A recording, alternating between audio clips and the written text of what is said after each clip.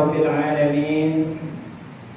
Allahumma salli ala Sayyidina Muhammad wa ala alihi wa sahbihi ajma'in. Subhanaka la ilma lana illa ma 'allamtana innaka antal alimul hakim.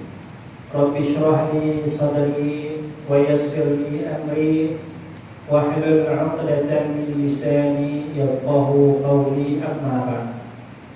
Yang dihormati Tuan Imam dan Bilal dan kuasa masjid, sidang jemaah, moga-moga kita dirahmati Allah Subhanahu wa taala.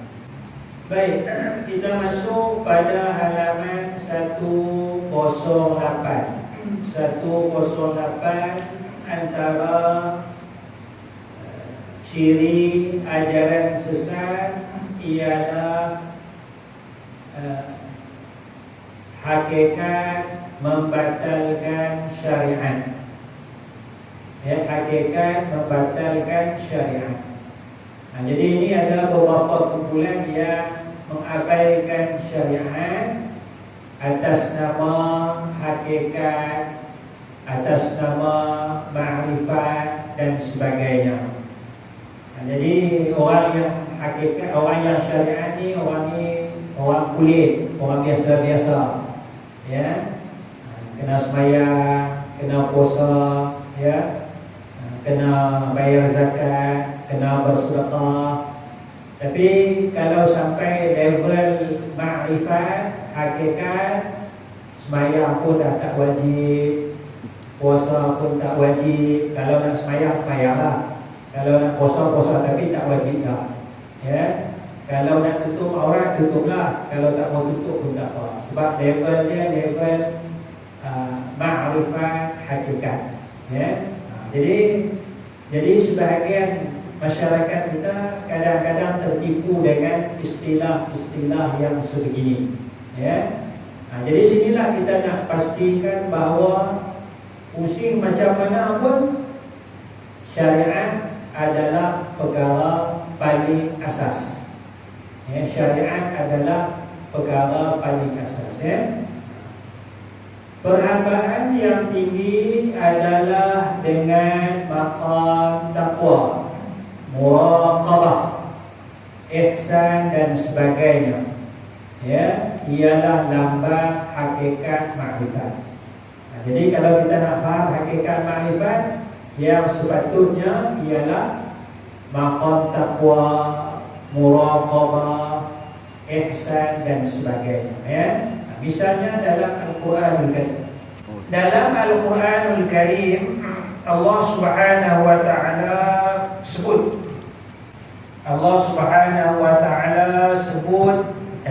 kewajiban puasa. Ya ayyuhalladzina amanu kutiba alaikumus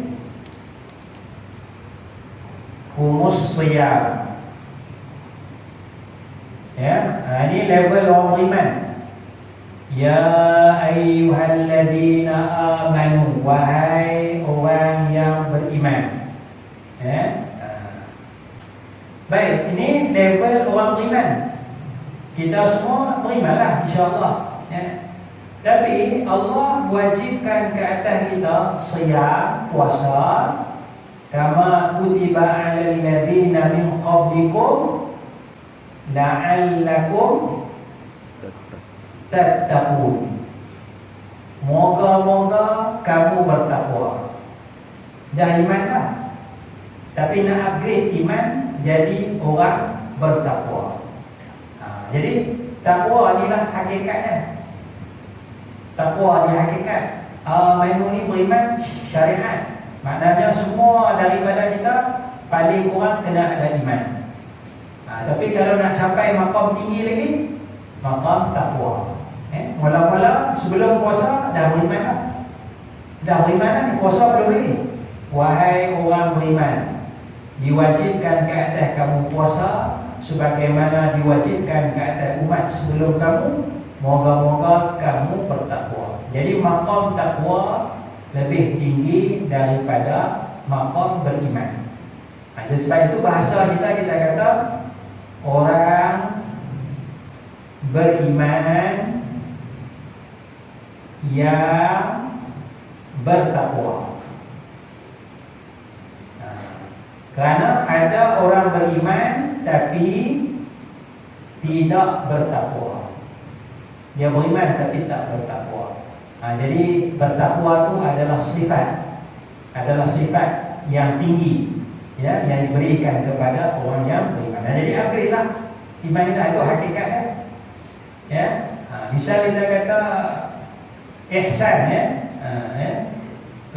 innallaha yuhibbut tawwabin yuhibbul muhsinin. Allah Ta'ala kasih kepada orang yang bertaubat. Allah Ta'ala kasih kepada orang yang muhsin, ihsan. Allah Ta'ala kasih kepada orang yang mutatahhirin, orang yang membersihkan diri zahir dan batin. Itu naik level tinggi. Itu hakikat makrifat sepatutnya. Jadi orang yang mencapai tahap takwa, dia akan lagi kuat amal ibadahnya. Kerana apa? Kerana hakikat makrifat. Orang yang sentiasa bertaubat, ihsan dan sebagainya, lagi banyak ibadahnya. Sembahyang fardu dia tak tinggalkan, dia tambah lagi dengan solat-solat sunat. Kerana apa? Kerana hakikat makrifat. Sepatutnya macam itu. Tetapi ajaran sesat tak. Bila sampai level hakikat makrifat, sembahyang sunat tak ada, sembahyang fardu jadi sunat. Aku sukalah nak sembahyang. Puasa wajib pun jadi sunat. Nak puasa tak mau puasa pun tak apa. Ini penyelewengan atas nama hakikat dan makrifat, ya. Jadi ada fahaman yang menegaskan bahawa ilmu dan amalan mereka ialah hakikat makrifat. Dengan ini hukum hakam syariat tidak mengikat mereka yang sudah mencapai maqam hakikat makrifat.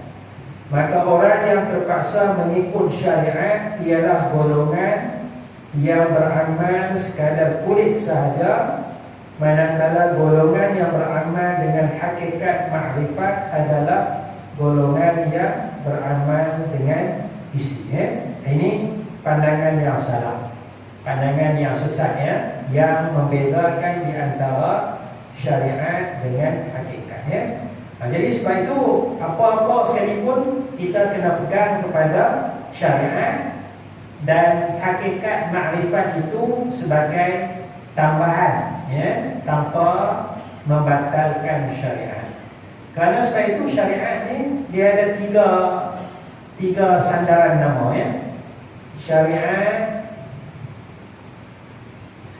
Syariat Allah, syariat Islam, dan syariat Nabi Muhammad sallallahu alaihi wasallam.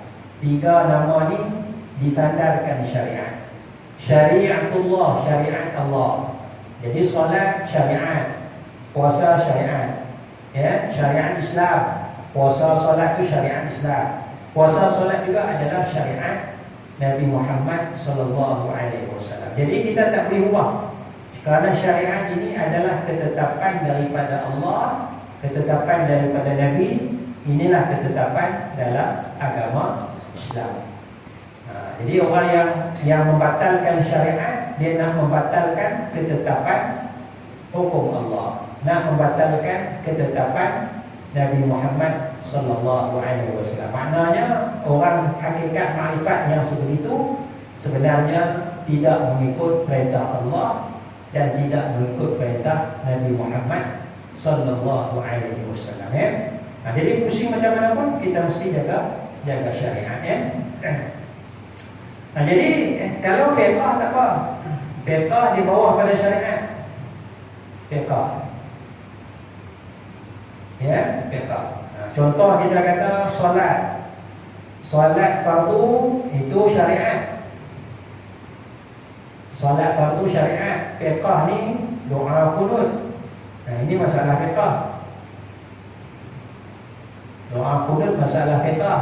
Kalau nak baca, bacalah. Kalau tak mau baca doa kunut pun sesat tak? Tak baca doa tak sesat, kerana dia masalah fiqh. Tapi kalau tak solat subuh, sesat, kerana solat subuh itu adalah syariat. Adalah syariat. Jadi kita nak kena bedakan syariat dengan hukum fiqh. Malangnya kita suka bergaduh kat sini. Kan, segelintir kecil ustaz-ustaz kita suka bergaduh bab ni, bab fiqh ni. Jadi bergaduh pula dalam surau dalam masjid. Kan, datang ustaz tu dia salahkan ustaz ni pula sedang salahkan ustaz tu. Kan, jemaah pening pasal segelintir kecil ustaz nak pertahankan diri masing-masing. Jemaah tak tahu apa pasal apa ustaz dekat ni. Jadi kita suka bergaduh bab fiqh ni, tapi kita mengabaikan syariat. Patutnya kita bagi perhatian kepada syariat, tegas. Fiqh ni kita tolak usul, kita toleransi. Itu nak bedakan antara fiqh dengan syariat. Maka fahaman bahawa syariat dibatalkan apabila sudah sampai kepada maqam yang tertentu adalah fahaman yang batil dan salah. Walau setinggi mana pun ibadat seseorang, hingga sampai kepada maqam yang disebut maqam ma'rifat dan hakikat, ia tetap terikat dengan hukum syara. Hukum syara atau syariat adalah ketetapan Allah kepada hamba-hambanya. Hukum yang qat'iyyus subut dan qat'iyyud dilalah wajiblah dipatuhi tanpa apa-apa alasan.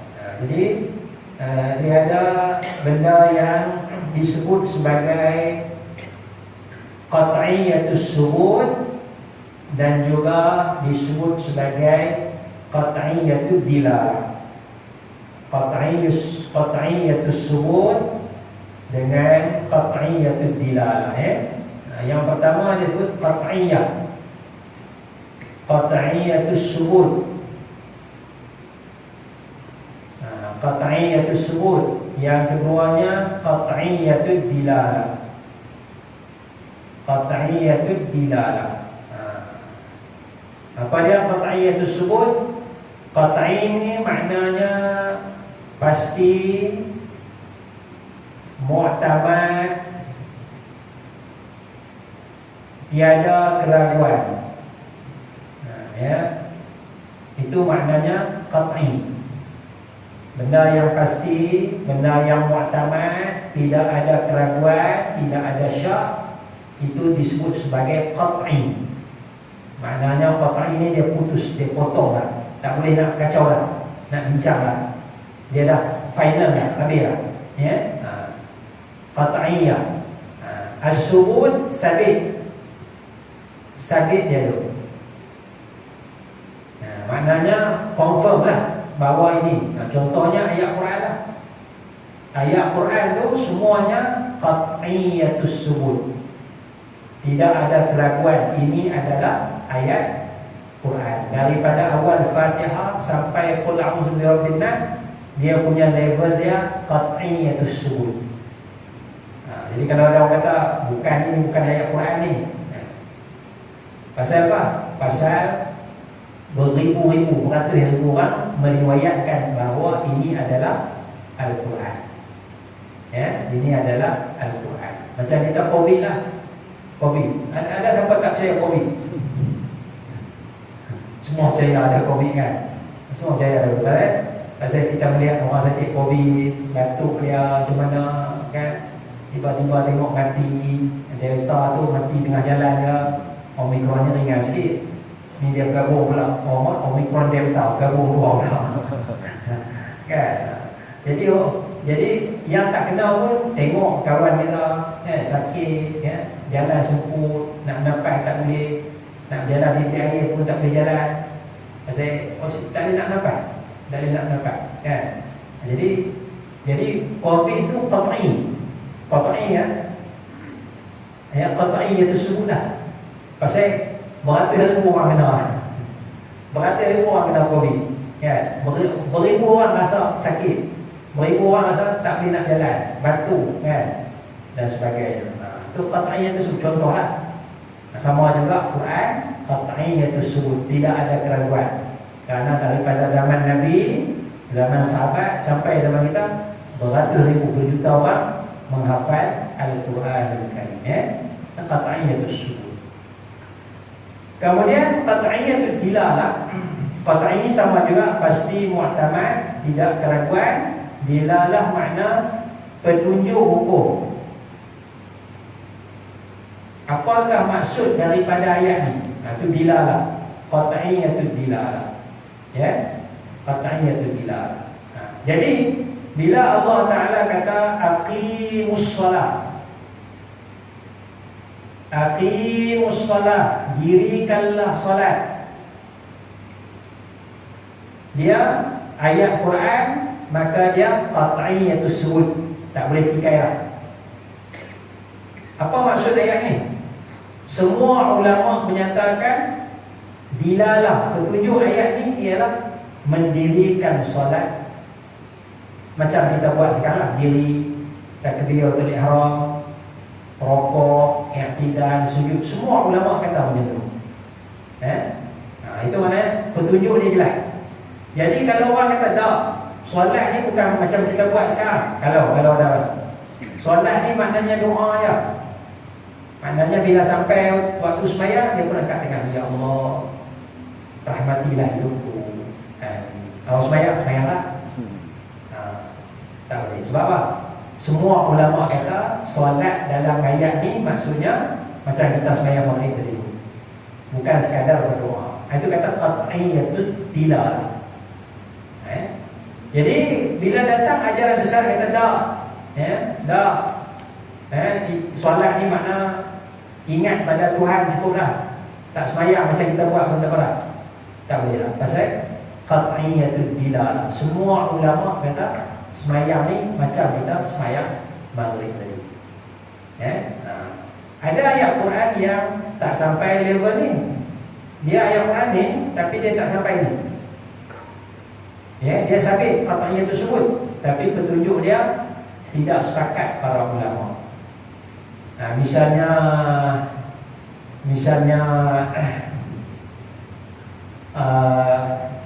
wal mutallaqat yatarabbasna bi anfusihinna salasata quru. Wanita yang diceraikan hidup, wanita cerai hidup hendaklah iddah dia 3 kali quru. Apa 3 kali quru? Sebahagian ulama kata suci, sebahagian ulama kata haid. Itu mana dia qat'iyah tersebut kerana dia Quran, tapi dilalah dia tidak qat'i kerana ada dua makna yang berlawanan. Jadi sebahagian ulama kata iddah dia 3 kali suci, sebahagian ulama kata 3 kali haid. Yang ni bukan qat'iyah itu dilalah. Yang ni boleh bincang ni, boleh bincang. Tapi kalau yang ni qat'iyah itu dilalah, tak boleh bincang lah. Mesti satu makna sahaja di kalangan ulama-ulama, di kalangan umat Islam. Jadi hukum syarak yang qat'iyatus subut dan qat'iyatud dilalah wajib dipatuhi tanpa apa-apa alasan. Contohnya kefarduan 2 kalimah syahadah, solat fardu 5 waktu, puasa Ramadan, zakat, haji. Ini contoh qat'iyatus subut dengan qat'iyatud dilalah. Zakat tu, zakat ni lah qat'iyatus subut, qat'iyatud dilalah. Tapi zakat KWSP, nak keluar duit dulu kan, nak simpan dulu. Bila dapat duit KWSP, dapat hari ni masuk duit, keluarkan zakat dulu kan, simpan dulu setahun. Yang tu fiqah.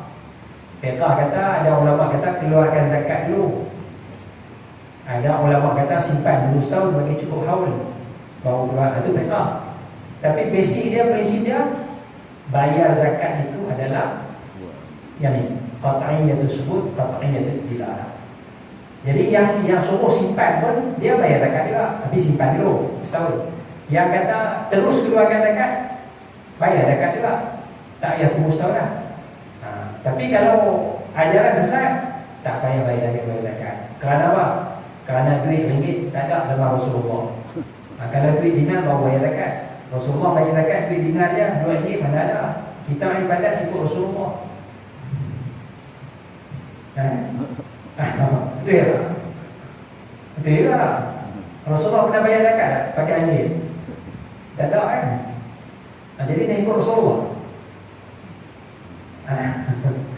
Dia pusing betul. Dia pusing betul kan? Sedangkan Allah tak sebut duit dinar pun. Allah sebut harta aja. Khuz min amwalihim shadaqatan. Ambillah daripada harta-harta mereka. Duit dinar pun harta, duit ringgit pun harta juga. Jadi ajaran sesat dia menyelewengkan, membatalkan syariat bayaran zakat. Membatalkan syariat bayaran zakat. Jadi malangnya ada fahaman membatalkan hukum syariat yang dasar dengan alasan ma'rifat dan hakikat. Pada anggapan fahaman ini, solat 5 waktu dengan rukun berdiri, bacaan Fatihah, rukuk dan sebagainya hanyalah hukum syariat yang zahir sahaja. Apabila sudah sampai kepada hakikat, maka sekadar niat sahaja sudah memadai. Jadi ajaran sesat ni berdalilkan kepada ayat Quran. Ajaran sesat dia berdalil kepada ayat Quran, iaitu Allah kata wa'bud rabbaka hatta ya'tiyakal yaqin. Ni ayat Quran. Wa'bud rabbaka hatta ya'tiyakal yaqin. Dan ibadatlah, sembahlah Tuhan kamu Allah hingga datang akan kamu oleh yakin.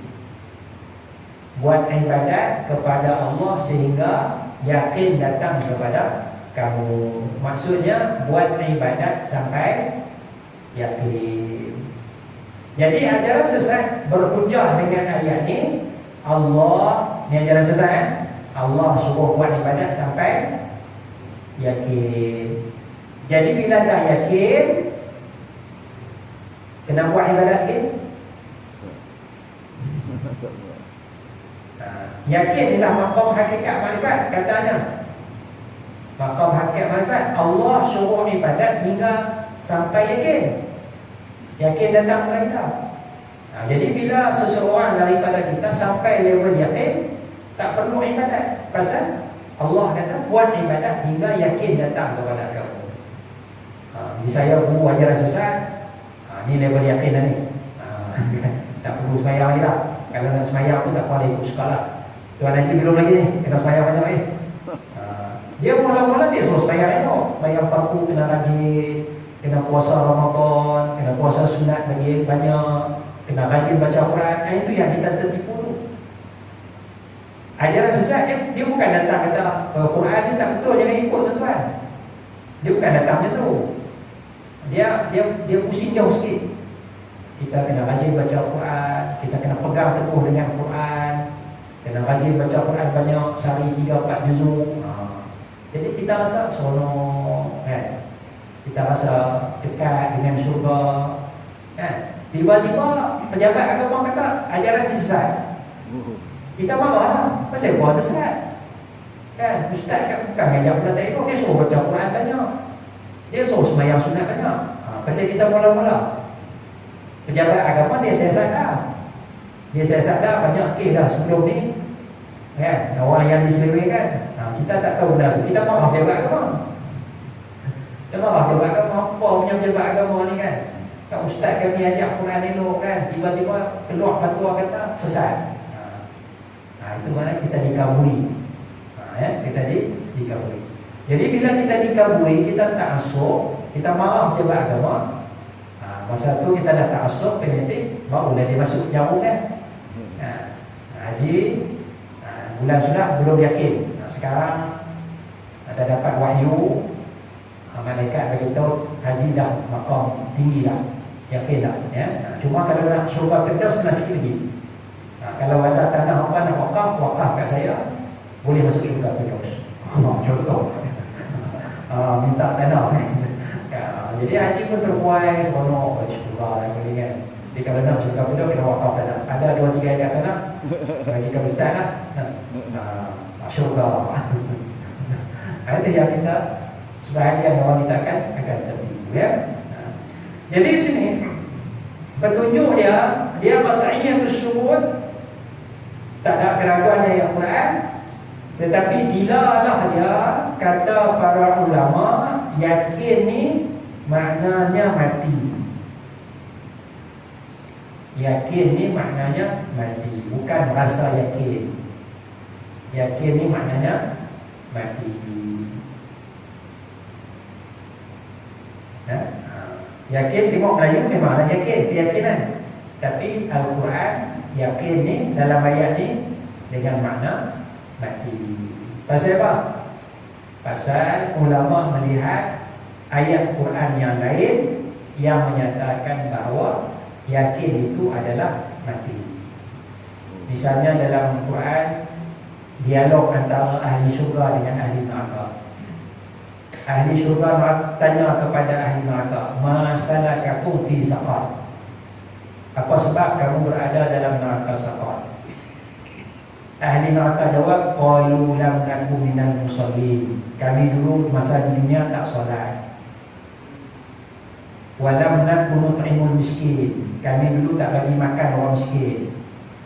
"Wa kunna nakhudu ma'al khaidin." Kami dulu masuk sembang benda-benda yang tak betul. Wa kunna nukadzibu biyaumiddin. Dan kami dulu masa di dunia kami tak percaya adanya akhirat. Kami tak percaya adanya akhirat hatta atana al-yaqin. Wa kunna nukadzibu biyaumiddin hatta atana al-yaqin. Ni cerita mati lah ni, cerita mati lah. Cerita dialog dalam syurga neraka ni. Kami dulu ahli neraka kata kami dustakan hari agama, hari akhirat, hinggalah yakin sampai kepada kami. Apa makna yakin? Mati. Ahli neraka bila mati baru dia yakin adanya akhirat. Jadi yakin ni makna mati, yakin ni pun makna mati. Itu Quran mentafsirkan Al-Quran. Quran mentafsirkan Al-Quran. Kataan ni nak ubah makna apa? Kena tengok ayat Quran. Tapi ajaran sesat kita pula tak ada ilmu, tak percaya lah. Yakin makna keyakinan. Itu sebahagian daripada kita akan disesatkan oleh pemimpin ajaran sesat ya? Jadi begitulah ibadat haji ya. Mungkin dulu ada haji balik pulau, ataupun pergi Qadian. Ya, tak payah pergi Mekah dah. Mekah lambat kan, pergi Qadian je kan. Qadian, tanah Qadian lah. Qadian ni itu semua tu kesesatan ya. Nabi Muhammad sallallahu alaihi wasallam adalah manusia yang paling takut kepada Allah. Nabi juga adalah manusia yang paling bertakwa kepada Allah ya. Kita tengok apa tafsiran oleh Syekh Ibn Hilal menulis tentang hakikat dan syariat. Apa maksud hakikat dan syariat yang dijelaskan oleh Syekh Ibn Hilal rahimahullah ta'ala. Kata Syekh Ibn Hilal, dalam perbuatan Nabi sallallahu alaihi wasallam adalah himpunan antara hakikat dan syariat. Himpunan antara hakikat dan syariat. Maka syariat ialah usaha Nabi sallallahu alaihi wasallam mengambil persiapan daripada senjata dan sebagainya, serta keluar untuk berperang dan galakkan terhadap para sahabat bagi yang demikian. Nabi motivasi para sahabat nak pergi perang. Nabi siapkan baju besi, topi besi, pedang, tombak, anak panah dan sebagainya. Siap. Nabi tak pergi perang, dia pakai jubah. Bila nak pergi perang tu, pakai baju besi, topi besi, ada pedang dia. Dan yang tak dapat pergi pun, Nabi kata, manjah azaghazian faqad ghala. Siapa yang persiapkan orang yang nak pergi perang, dia tak pergi perang, tapi dia sponsor. Dia sponsor orang nak pergi perang, seolah-olah dia yang sponsor dia pun macam pergi perang juga. Jadi Nabi galakkan. Itu sebab kalau kita pergi perang bawa tasbih ya. Allah subhanahu. Kan? Doa musnah. Ya Allah, musnahkanlah musuh kami, ya Allah, musnahkanlah musuh kami, ya Allah. Jadi pasal kami level hakikat macam ni pun dah cukup lah. Maknanya kalau balik tasbih ni dia akan jadi peluru padu. Dah. Kalau boleh Nabi buat lama. Kerana Nabi adalah orang yang paling mencapai tahap hakikat. Tapi Nabi himpunkan antara syariat. Syariat kena usaha, sebab, musabab dan sebagainya. Ya. Manakala hakikat pula ialah doa Nabi SAW. Doa Nabi menzahirkan hajat Nabi kepada Allah dan kebergantungan kepada Allah Subhanahu Wa Taala. Itu hakikat. Jadi dia bergerak sendiri antara syariat dengan hakikat. Macam kita nak lawan COVID lah. Nak lawan COVID pakai mask, kan? Duduk jauh sikit. Betul? Kalau ada gejala duduk di rumah, kuarantin. Lepas tu vaksin. Itu semua tu syariat, ikhtiar, usaha. Usaha je. Tapi hakikatnya bergantung kepada Allah. Bukan vaksin tu, bukan pakai mask. Yang tu usaha, sebab saja syariat suruh kita usaha. Tapi hakikatnya bergantung kepada Allah. Itu konsep dia dulu. Ya. Tapi kalau kita vaksin tak mau, tutup muka tak mau, kan? Apa pun tak mau, kita bergantung kepada Allah ya. Tak boleh lah. Pasal Nabi kata, kalau kamu dengar kawasan tu ada ta'un, jangan masuk. Pasal apa Nabi tak pergi masuk? Kalau bergantung pada Allah, betul-betul tak masuk je lah. Dah, kita bergantung pada Allah. Tapi sebab kena ambil kira juga. Sama COVID kita pun ambil kira sebab. Tapi dalam hati kita, hakikatnya bergantung kepada Allah Subhanahu Wa Taala. Itu kita gabungkan di antara syariat dengan hakikat. Ya? Ini yang diuraikan oleh para ulama seperti Syekh Ibn Khalad. Ya? Maka dalam suasana jihad, Nabi beramal dengan syariat, iaitu usaha yang perlu dibuat. Namun akhir sekali Nabi menyerahkan kepada Allah Subhanahu Wa Taala. Inilah himpunan antara syariat dan hakikat. Nabi tidak duduk sahaja di rumah jika ada musuh datang menyerang dengan alasan hakikat. Anak cucu kita nak baca, tak baca buku, tawakal kepada Allah. Tawakal kepada Allah. Kalau Allah bagi dulu cemerlang, dulu cemerlang. Tak baca buku pun dulu. Betul, Allah boleh bagi, tak mustahil pun. Kan? Allah boleh bagi. Kan? Tapi mana syariatnya? Syariatnya kena baca buku, kena ulang kaji. Kan? Kita nak cari makan, cari rezeki. Kan? Duduk kuarantin di rumah kan, 7 hari. Kan? Tak bagi tahu kat orang. Orang tak tahu, tak hantar makanan. Kita order makanan tu dia, tunggu yang. Kalau ada orang bagi makan, ada. Tak ada. Kosong. Bagi tahu orang. Ada kawan-kawan tu hantar makanan sikit ke ya, pagi yang tak makanan tengah hari. Usaha lah tu. Lebihnya tawakal lah. Sama lah kita cari rezeki dan sebagainya. Syariat kena usaha. Tapi hati kita bergantung Allah lah yang memberi rezeki. Ya?